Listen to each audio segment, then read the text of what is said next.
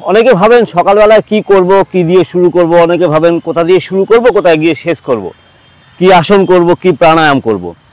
ব্যাপারটার কিছুই না, ব্যাপারটা হচ্ছে সম্পূর্ণ ইচ্ছে শক্তি। আপনার যদি ইচ্ছে থাকে ঘুম থেকে উঠুন, উঠে জোর পায়ে হাঁটুন। প্রথম কথা, আমি 25 বছর ধরে এক জিনিস করে যাচ্ছি এবং 25 বছর ধরে আপনাদের একটা কথাই বলে যাচ্ছি, সকালে ঘুম থেকে উঠে হাঁটুন। তারপরে কি করবেন? আসন করুন, প্রাণায়াম করুন। আপনি যদি কারো কাছে শিখে থাকেন সেটা মনোযোগ দিয়ে শিখুন, শিখে সেটা অনুশীলন করুন।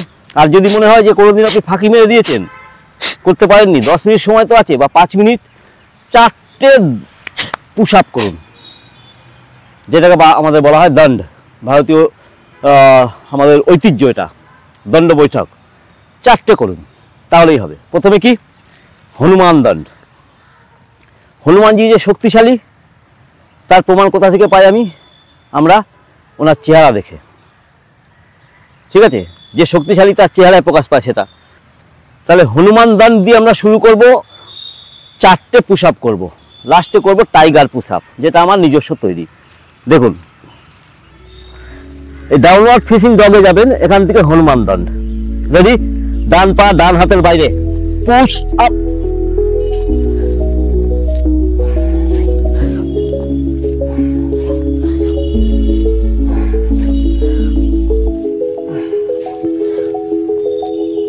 দশটা করুন, তাহলেই হবে। যখন আপনি অ্যাডভান্স লেভেলে চলে যাবেন তখন হনুমান দণ্ড কিভাবে করবেন?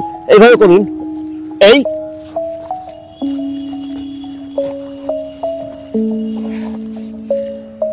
2 নম্বর রাম মূর্তি দণ্ড। রাম মূর্তির নাম অনুসারে এই পুশ আপটা। ভারতবর্ষ যখন স্বাধীন হয়নি তখন যে আখড়াগুলো ছিল, সেই আখড়াগুলোতে গিয়ে আমাদের স্বাধীনতা সংগ্রামীরা শরীর চর্চা করত। রাম মূর্তি দণ্ড তার মধ্যে একটা। ডাউনওয়ার্ড ডগ, মাথাটা দুটো হাতের মাঝখান দিয়ে ঢুকিয়ে দিন।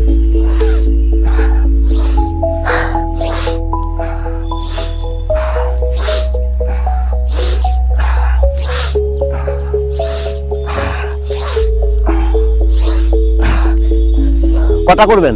5টা থেকে শুরু করুন, 10, 15, 20। এরপরে করুন 500 দণ্ড সাইড। এই আপনার এই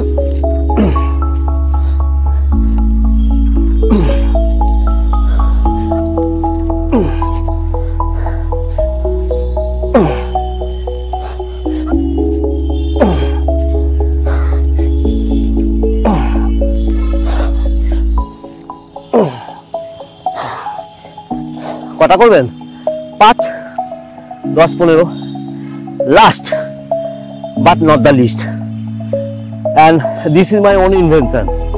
প্রথমে টাইগার পোজ যাব, ওখান থেকে push up, downward facing dog,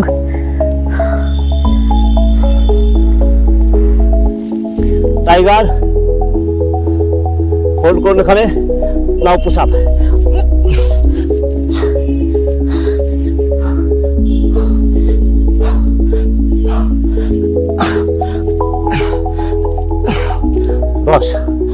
both side করতে হবে, তারপরে রেস্ট করুন একটু।